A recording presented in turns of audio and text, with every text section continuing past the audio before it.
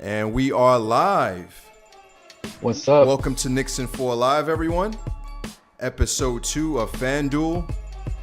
A lot of interesting topics that we've come across in the NBA the last few days. Episode 1, we started off going over the Knicks expectations.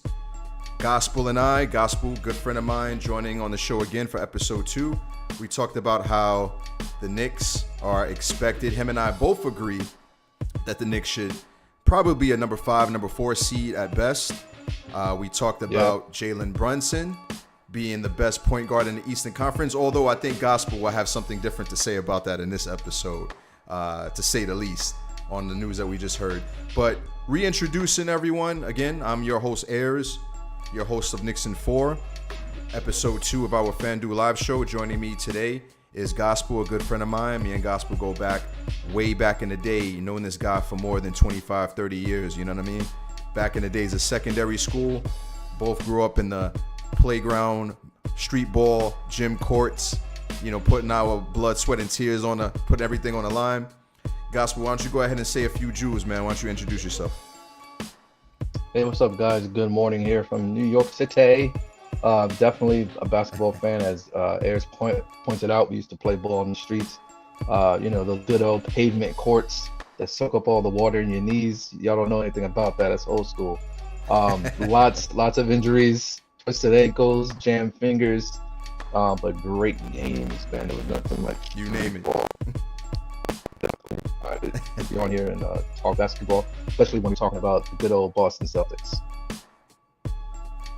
Absolutely. And, for the fans out there, starting to go live, going to make a habit to go live every couple of weeks. So you can get used to these faces that you see on Knicks in 4 Live. They will be reoccurring guests. But enough of the introductions, enough of the semantics. Let's get right to it, man. So we had some very interesting news pop off in the NBA today. A couple of days ago, we had the big news of Damian Lillard being traded from the Portland Trail Blazers to the Milwaukee Bucks in a blockbuster trade. And in that trade, we had a few pieces go out from Milwaukee. We had Jrue Holiday go out. We had DeAndre Ayton. It was a 3-team trade. You had the Phoenix Suns. You had the Portland Trail Blazers. You had the Milwaukee Bucks in a 3-team trade. Obviously, Dame ended up in Milwaukee. Jrue Holiday, DeAndre Ayton ended up in Portland. Yusuf Nurkic, guys like that ended up in Phoenix. So you had a lot of moving pieces, but we all had a pretty good idea about Jrue Holiday and his ultimate destination. We may not have known exactly where he was going to end up, but we had a pretty good feeling that Jrue Holiday wasn't going to be an active member of the Portland Trail Blazers. And lo and behold, Jrue Holiday, in lightning fashion, is now a member of the Boston Celtics. Now, Boston Celtics fans, I know you guys are going crazy right now. Why? Because you finally have a player that you desperately needed for quite some time. And when I'm talking about desperately needing a type of player, I'm talking about needing a quintessential point guard, right? And I have a lot of things I want to talk about this deal. But, I would be remiss if I didn't get the Boston Celtics fan perspective on this event. So I just want to, get your thoughts on this first before I give you guys my my analysis of how I feel about this move, what it means for the Celtics, what it means for Jrue Holiday, what does it mean for the Eastern Conference and the league. So why don't you drop a few Jews on us? What do you think about this move, Jrue Holiday coming to the Celtics, as a Boston Celtics fan? Well, first, let's recognize the smile on Jrue Holiday's face as a clear indicator Absolutely. of the pure joy of excitement he has playing for the Boston Celtics. I think every player should see that and realize playing in Boston is where you want to be. That aside, the trade itself was brilliant. I think we all, as you pointed out earlier, Ayers, we all knew that he was being moved. He wasn't going to stay in Portland because he doesn't fit that timeline. So we knew that. Instantly, it became a conversation of between Miami, Philly, and Boston. Those were the 3 teams that would fit with him. Also, let it be known that he wanted to play for a contender, and those were some of the three teams that he was looking at, some of the teams that he was looking at playing for, with Boston being one of the faves. So it was no surprise that Mm-hmm. Boston was going to go for him, and I think this is a great era in the Brad Stevens era. He went for, as you pointed out again, Ayers, a quintessential point guard. We've needed a point guard for years, like a true guard, man. Someone who's going to not just see the court the way that a guard normally would, but have the IQ. And let's not knock Marcus Smart. He's been tremendous for the Celtics. And ideally, you would love to have somebody like Smart and Holiday on the same team. What a terror of a defensive unit that would be. But It we would have been, basically yeah. got Smart 3.0 in Holiday. Yeah, he's about 5 years older, but he's more intelligent with the ball. He has more experience, and he has a championship caliber.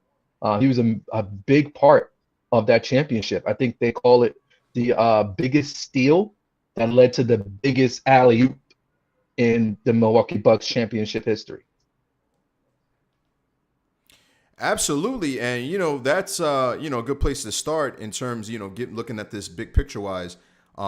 Milwaukee couldn't get over the hump, similar to the Philadelphia 76ers currently. They still can't get over the hump, and I remember that year they traded for Jrue Holiday, and I knew once they had landed Jrue Holiday that they were going to be a different team. And what ends up happening at the end of that year, they go ahead and win a championship. So Jrue Holiday is one of those guys, right? And in one of my recent videos where I talk about Jalen Brunson being the best point guard in the Eastern Conference, I still believe that, but I have a lot of love for Jrue Holiday. He's a champion. He's one of those guys, right, that he does everything that you need him to do within his position. We were talking a little bit about this off air earlier, and I was asking you, who is the best defensive guard, point guard, or shooting guard? But, we're talking about point guards here. Who is the best defensive point guard in the league? And I had to scratch my head for a moment because, these aren't the days of, guys like Rajon Rondo where you could just like name guys instantly on who's the best defensive point guard. The NBA has changed so much. Guys don't play defense anymore. So almost like Holiday is kind of like a throwback player in a way, because I can't, off the top of my head, I can't think of any guys who are like defensive players. You have guys that can play a little defense in spurts, right? But you don't have any guys that are known as a lockdown defender.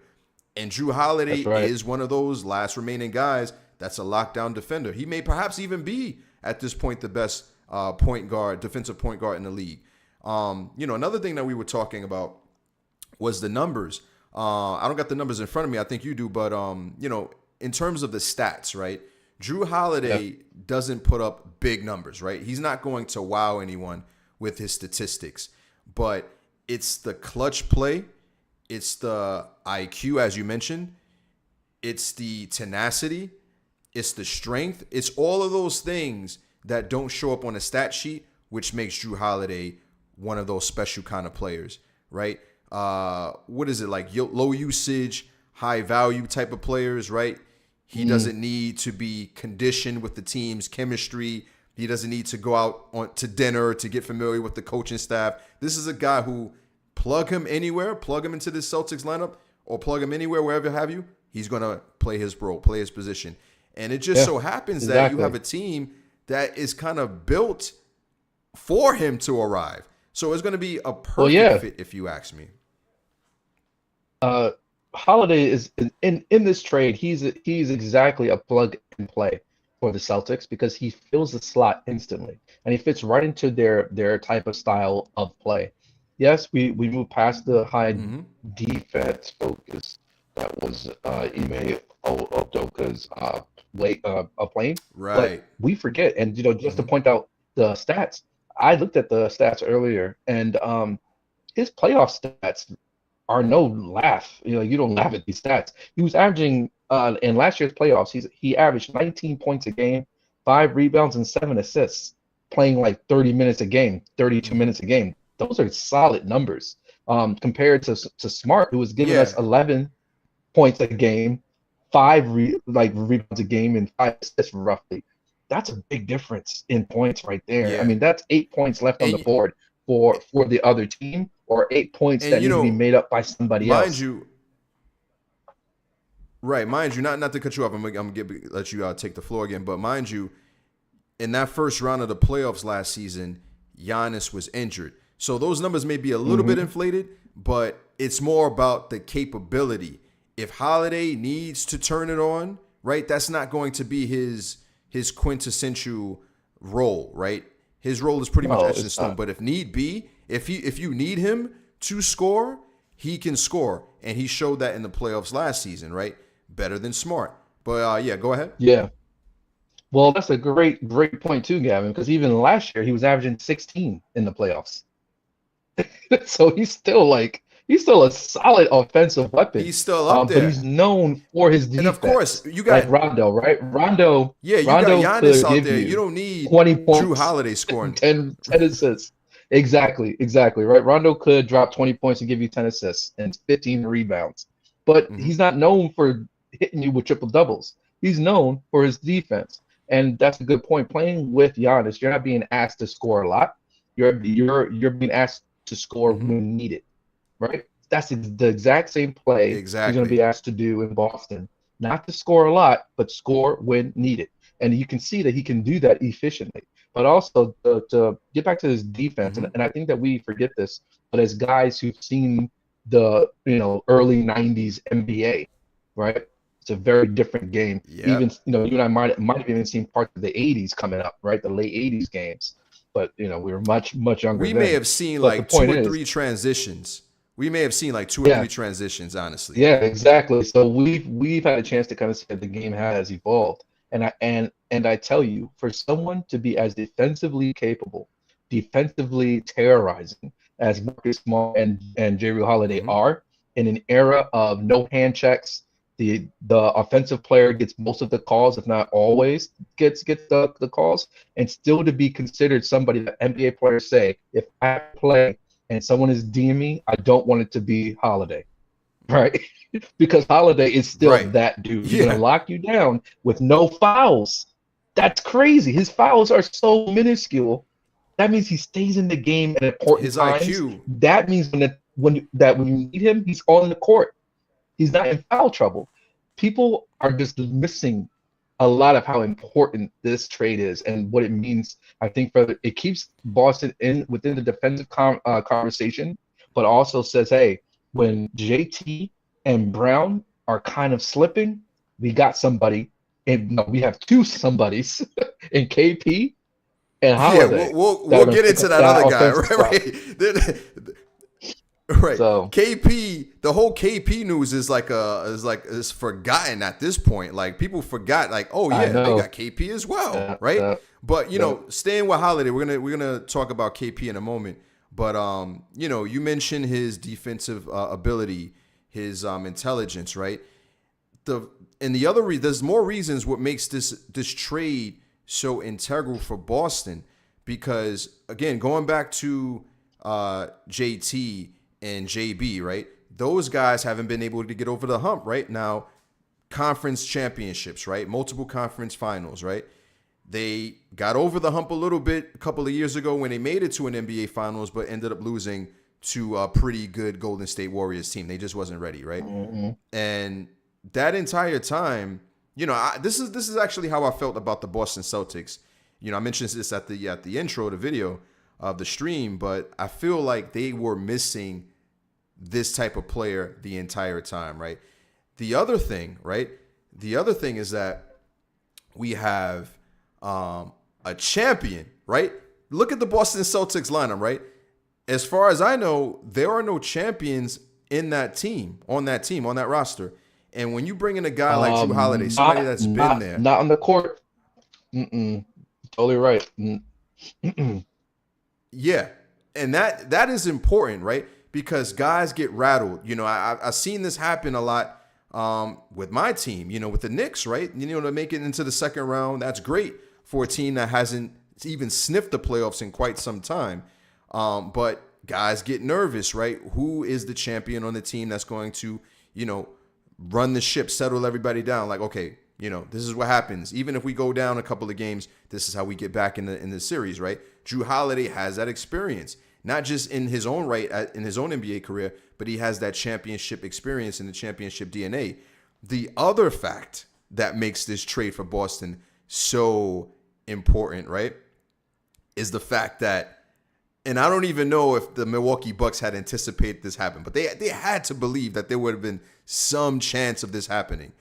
But I don't think they would have imagined that he would actually end up on the Celtics, their rival, right? Because even before these trades were made, even before the Dame trade was made, even before the Holiday trade was made, who were the top two teams in the Eastern Conference? The Milwaukee Bucks, the Boston Celtics, regardless, right? So how are you going to let a guy end up on your rival? And you mentioned before about the possible teams that, that Holiday could have ended up on. You mentioned Philly. You mentioned, Boston as well. And I think you mentioned Miami as well, right? Now, that's right. Yeah, Jrue Holiday could have, benefited any of those three teams, right? But the one team that Milwaukee, I'm sure, was probably praying for him not to go to was the Celtics. Because not only is he going to be a mitigator to Dame Dollar, right? Now, Dame is going to go off. Dame is going to get his. But when you got a guy like Jrue Holiday, he may not be able. Jrue Holiday is going to turn Dame into a good player. He's not going to be a great player with Holiday on him. So if if you're now a good player, you're on his level. So that makes your whole team not as special as it once looked on paper, right? The other thing is that he knows the play calls, he knows the schemes. Now Milwaukee has new coaching staff, so it's probably going to be new play sets and all that and such. But he knows the players. He knows that if this guy goes left, this guy doesn't like going right. This guy does this guy does that. So he's going to be telling all of that stuff to the Boston Celtics staff. So it's going to be very interesting. Again, a couple of days ago, the Dame trade blew everything out of the water, right? Oh, Milwaukee this, Milwaukee that, right? And rightfully so. But now that the Celtics have Jrue Holiday, I don't know if we can definitively say that, the Milwaukee Bucks are coming out of the Eastern Conference. Right now, this is a Knicks show, right? But in all honesty, man, I think it's a two-team race between the Milwaukee Bucks and the Boston Celtics. And I got those two teams, of course, depending on what happens with the seedings and what have you. But I got those two teams making it to the Eastern Conference Finals going 7 games. That's just the way I see it right now. Yeah, that I agree with. I definitely see it being those two teams playing each other in the Eastern Conference Finals. But to add to your point, Ayers, we also have to remember with like you said, Dame Dollar is a beast. He's going to get his 25 points, 32 points maybe. But let's talk about how he earns those. It's going to be a battle every time the ball is in his hand. And I think, remember, he's not a great defender now. Dame's not even considered a good defender now. He's not even a good defender. Okay defender. Right. And now imagine it's just because he's so offensively great that people are like, he don't have to play. Yeah. We'll accept him. Exactly.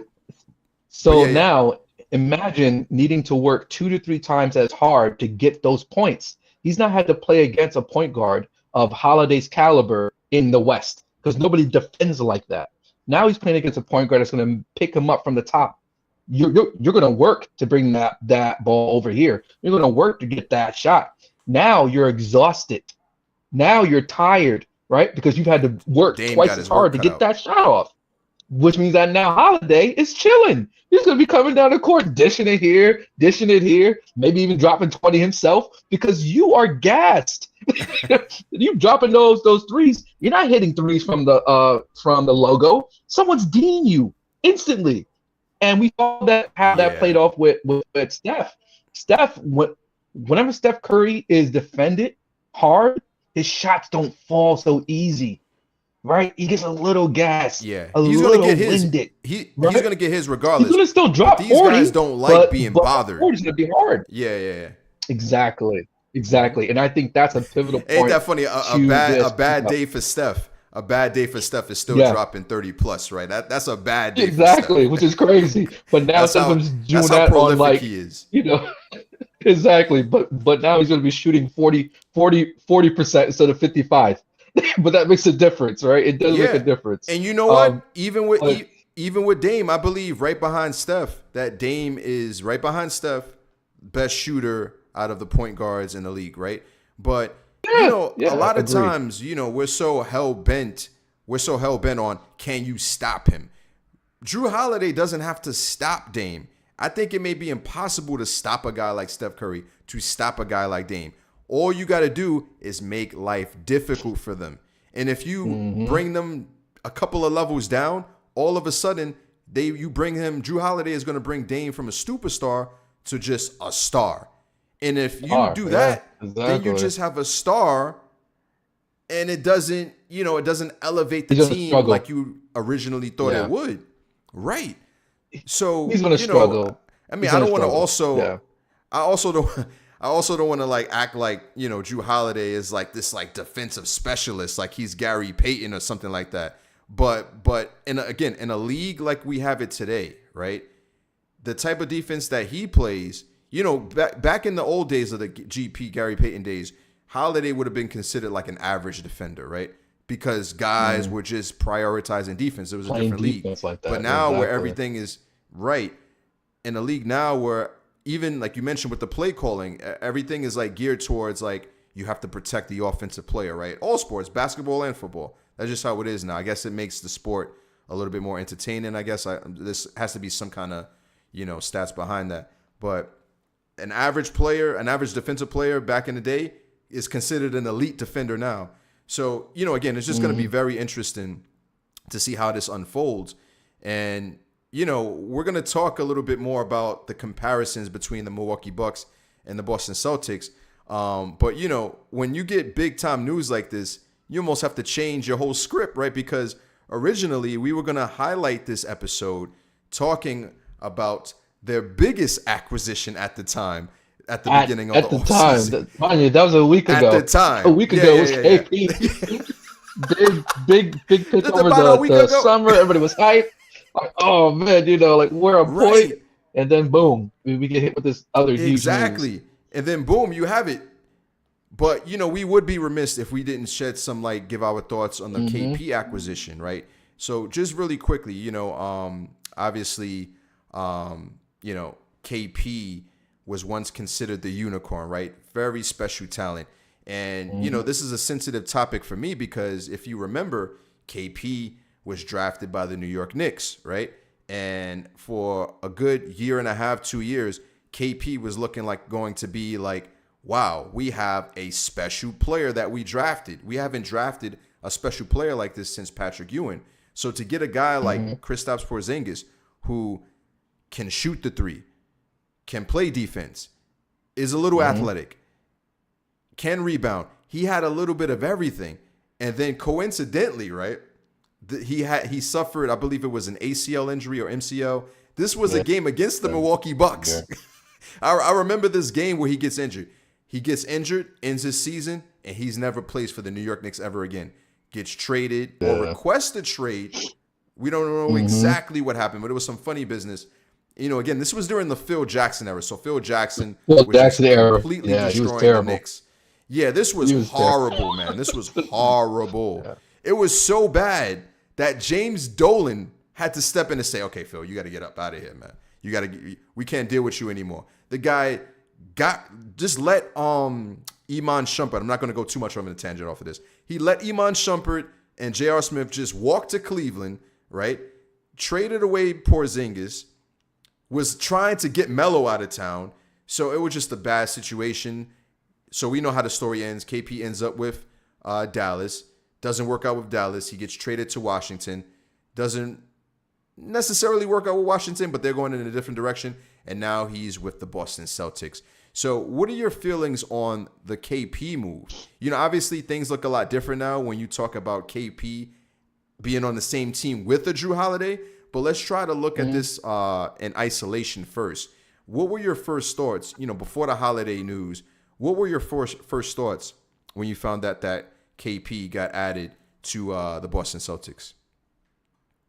Well, let me do this in this way. I'll give my before Holiday, after Holiday reaction. My before Holiday Yep, reaction sure. was finally the Celtics did something that, when it comes to the big man, that they make sense. I think they wanted to do that with Bobo, but Bo is too young and still at low IQ. Hasn't had enough experience Hmm. within the NBA or on the court like that to really get himself solidified. But KP to me was always going to be a fun pickup because he's 7'3". He shoots the ball very well from 3 point. I think he's like a 40% shooter. He averaged about 23 points the Yeah, last he's year up there. His numbers for are the up there. Wizards, about 7 boards for the Wizards, and about 6 assists, or like no, about 3 assists, and I think like 7 or 8 rebounds for the Wizards. Those are solid numbers, and those are numbers that he could always hit. If you look He at had a his pretty good year last pre-injury year. He numbers, had a pretty good year. it's the same numbers. So we kind of got to see what he would look like if he could play 60 plus. And that's all we actually need him to do is 60 plus games to be on the court and be available. Hmm. And he was scary. So when I saw that trade happened, already we all knew that it meant danger for the East, right? Danger for the East and even danger for the West Yep. because it's hard to stop somebody of that height and that level of efficiency with the ball when he has two other threats Hmm. on the court that are even better than him. And we're talking about obviously Tatum and Right. Brown. And Now that was my and go ahead. again, we're talking about through the lens like you framed it. We're going to talk about before Holiday and after Holiday. Now, before Yeah, Holiday, so that was my KP comes to the Celtics. Yeah, no, uh, I got you. I'm just putting more emphasis on it. So, coming to the Celtics before Holiday, KP is a third option. KP, and you just gave us the numbers, right? We know what he's capable of. We know what he did last season, and he's seemingly edging closer to his before injury days. The only concern that I've always ever had with Kristaps Porzingis was the health issues, right? Can he stay of healthy course. enough to contribute enough and actually make a significant contribution, right? He seemed to do that last season. We'll see what happens this year. But again, you look at the Dallas Mavericks situation. He was looked upon as the second option, right? Still a little bit pressure there, right? Especially coming off the injury. Now he's with the Celtics as a third option. KP as a third option, right? And it's going to be nights where he drops 30 plus every now and then, right? Just because he's feeling it one night, right? Or a couple of nights. Mm-hmm. But if you got him as a third option, think about that floor spacing, right? Think about, you got this big, power forward who is super crafty that can light it up at the three. That's going to open up Mm-hmm. lanes for JB and JT. So it's That's going to be right. quite scary what can happen. Unfortunately, a part of this Jrue Holiday deal, we seen Robert Williams go away from the team. So they may need to, we talked about this as well a little bit off air about who are some possible guys that they can fill in the center role now that Robert Williams is Mm-hmm. gone. I threw Dwight Howard out there. You weren't too really fond of that option. But there are quite a few guys who you can throw in that would, complement KP at the four. You know what I mean? So Yeah. it's going to be very interesting. Now, let's talk about what this means after Holiday. Yeah. So now my after Holiday response or reaction was like all I saw in my head was a dominant five on the court, right? Five guys who are gonna give you who can easily give you 15 plus, right? That's not the all stars. I'm just talking about in Right. general. But then also thinking the interchangeability. Chris can play the 4-5. Horford can play the 4-5. Tatum can play 2-3-4 and some 5. Holiday can play 1-2-3 and a little bit of 4. Brown can play 1-2-3, a little bit of 4. That's scary, right? So they They can can mix constantly and switch match a off, lot switch of around, lineups. bounce Yep. around, bounce around. That is terrifying for any defense with guys who, if you leave them open, if you give them a look at the basket, are going to make the shot or make the right play. That's another thing. All 5 guys, if they're on the court together, have high IQs. Kristaps is included. They're going to make the right play for the player. So getting Holiday, to me, just blew my mind. All I saw, and I'm sorry, this is early. The season hasn't even started, but I saw conference finals chip.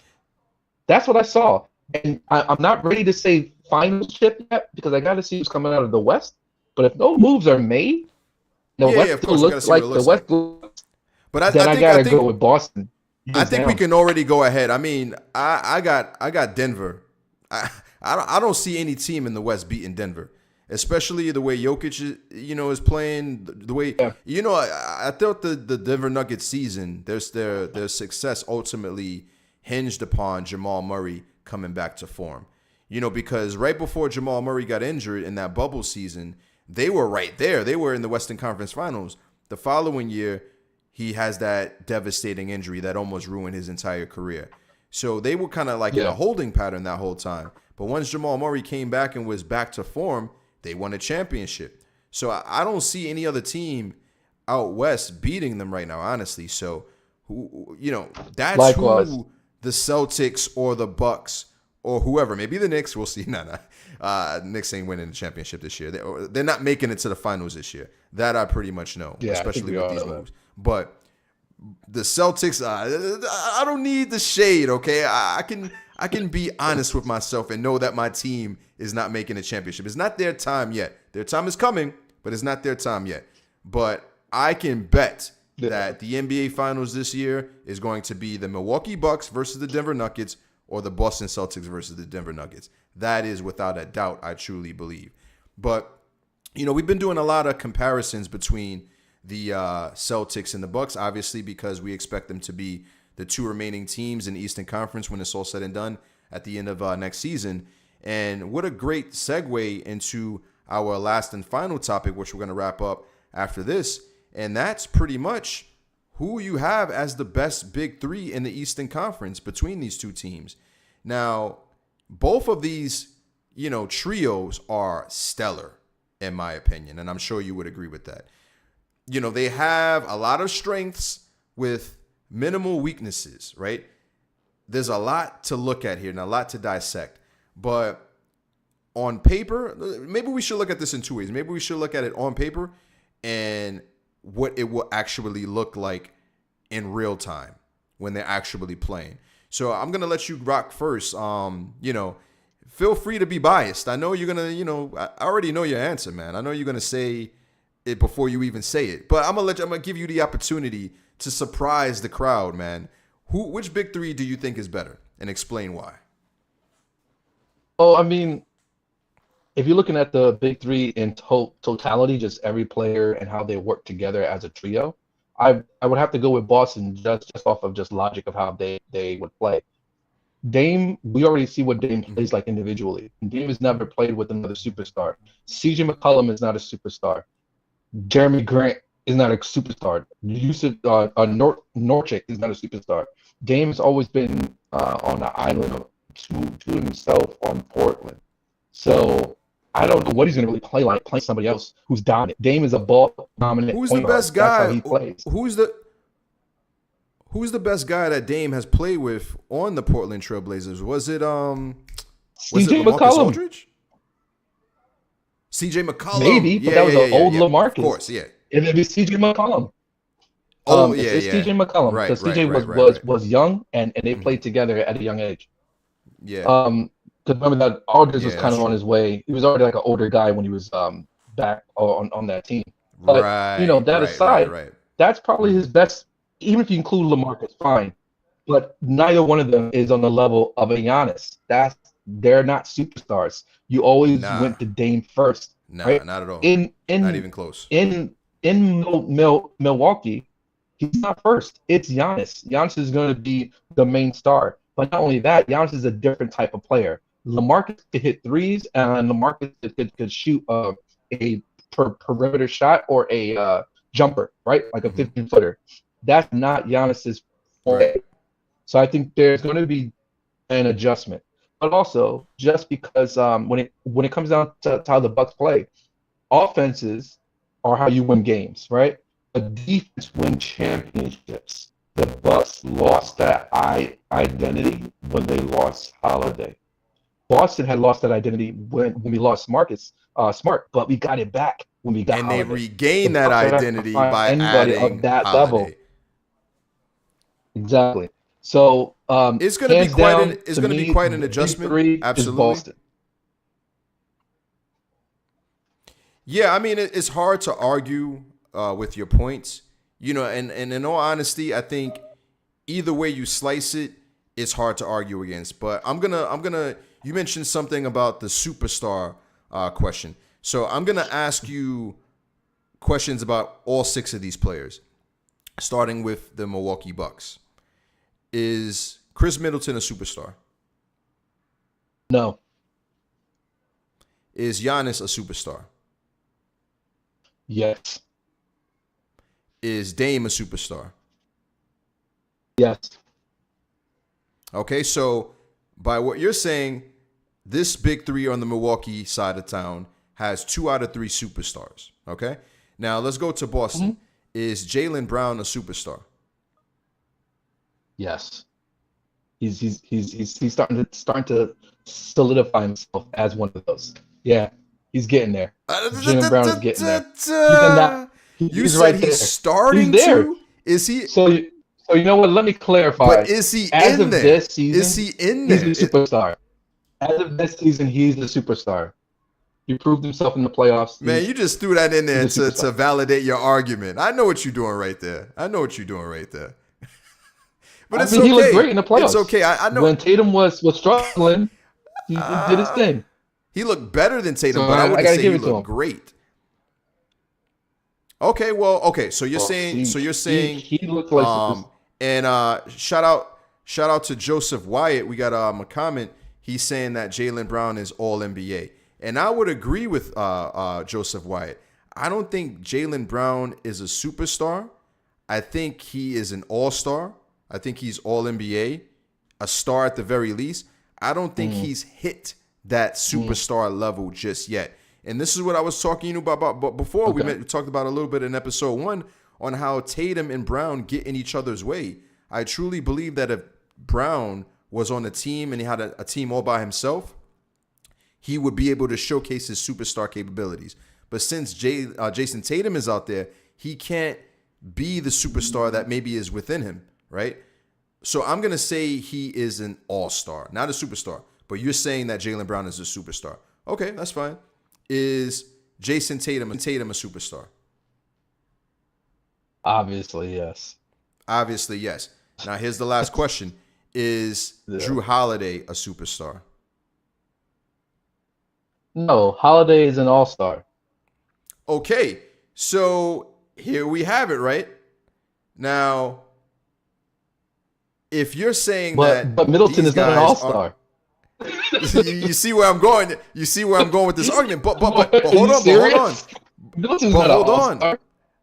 But no. I know that. But okay, so you're saying each of these trios have 2 superstars, Yeah. right? Okay, now let me ask you this follow-up question. Who is the better duo then? Jaylen Brown, Jason Tatum, or Dame and Giannis? Brown and Tatum. And I can tell you why. Like it's very obvious. All right. The better duo is a duo. The better duo or the better trio is Dame ain't stopping nobody. Who's Dame stopping? Who? He drawing fouls all day. No, Dame ain't stopping and we nobody. already know that Tatum's been stopping eating nobody. Middleton. We know that Brown's been eating Middleton. So I mean, outside of Giannis, who are they stopping? But now let's talk about Boston. Who's Boston stopping on the Bucks? Holiday is slowing down Dame because we know you can't stop Dame, but you can slow him. Brown is stopping Middleton, and Giannis and Tatum has slowed down Giannis. You can look at many different sides because look, remember, I said let's look at this on paper and then let's look at this in real time. So on paper, I think the Milwaukee Bucks have the better trio on paper. Because the way I'm looking at it, I'm looking at each of these parts as individuals, right? Keeping in mind that these guys haven't played with each other yet, right? Now, I'm expecting either situation to work out fine. but they haven't played together. All we can do is look at it on paper, right? So on paper, I think just looking, because again, I don't think Jaylen Brown is a superstar.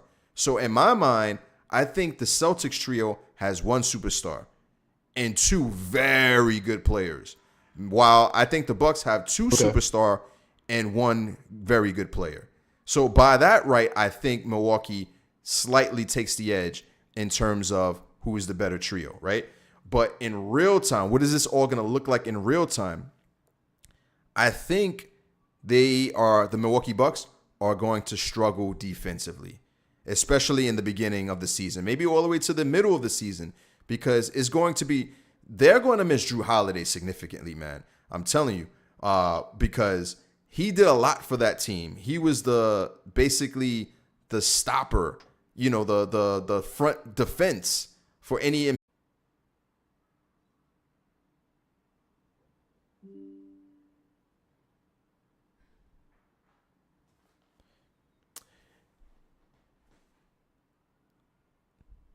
Gospel still there? But yeah, guys, we're just about to wrap the show. If you are tuning in late, talking about Jrue Holiday being added to the Boston Celtics, talk a little bit about Kristaps Porzingis and his addition to the team. What does it look like with both of these guys on the team now? As you just heard just now, we're talking about the combination, who is the better trio between the Celtics trio of Jason Tatum, Jrue Holiday, and Jaylen Brown versus the Milwaukee Bucks trio of Dame Dollar, Giannis Antetokounmpo, and Chris Middleton.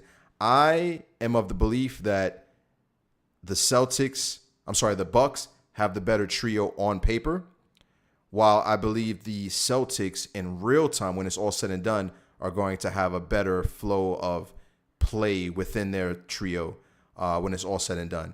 But ultimately, we're going to have to see what happens, guys, because we can't judge a book literally by its cover. We have to see how these things unfold. So I don't think we're able to get Gospel back in, but we were at the end of the show anyway, guys. Again, this is a edition of Knicks and 4 Live, FanDuel episode 2. This is a stream that we're going to continue. We expect to